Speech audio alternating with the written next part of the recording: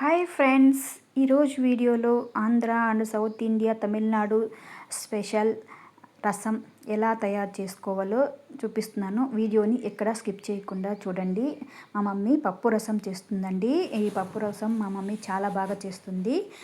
ఇప్పుడు తయారీ విధానం: ఒక పెద్ద నిమ్మకాయ సైజంతా చింతపండును తీసుకొని పిచ్చెలు ఈనెలు లేకుండా తీసేసి బాగా శుభ్రం చేసుకొని 2-3 సార్లు నీళ్ళలో కడిగి ఆ తర్వాత నీళ్ళు పోసి నానబెట్టుకోవాలి. ఆ తర్వాత రసం తిరగవాత కోసము ఒక ప్యాన్ పెట్టుకొని అందులో కొంచెం 2 స్పూన్ల నూనె వేసుకున్నాను. నూనె వేడెక్కిన తర్వాత తిరువాత గింజలు, ఆవాలు, జీలకర్ర, శనగబేడలు, ఉద్దిబేడలు, తర్వాత ఎండుమిరపకాయలను వేసుకొని వేయించుకోవాలి. ఇవి కొంచెం వేగిన తర్వాత కచ్చాపచ్చాగా దంచుకున్న వెల్లుల్లిపాయలు, తర్వాత కరివేపాకును వేసుకొని వేయించుకోవాలి. ఇవి అలా వేగుతున్నప్పుడు మనం ముందుగా కట్ చేసి పెట్టుకున్న టమాటో ముక్కల్ని వేసుకొని వేగించుకోవాలి.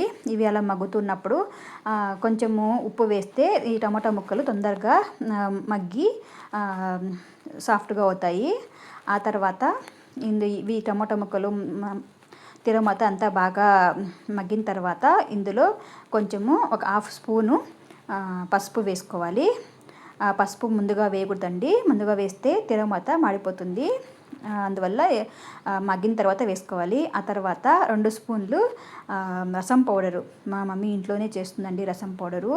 మీకు రసం పౌడర్ వీడియో కూడా కావాలంటే డిస్క్రిప్షన్లో పెడతాను, చూడండి. ఈ 2 రసం పౌడర్ని తిరగమాతని బాగా కలుపుకొని ఆ తర్వాత మనం ముందుగా నానబెట్టుకున్న చింతపండుని బాగా పిసికి అందులో ఉండే గుజ్జునంతా తిరగమాతలో వేసుకోవాలి. ఇది 2-3 సార్లు బాగా పిసికి అందులో ఉండే గుజ్జంతా తీసుకొని ఇందులో వేసుకోవాలి.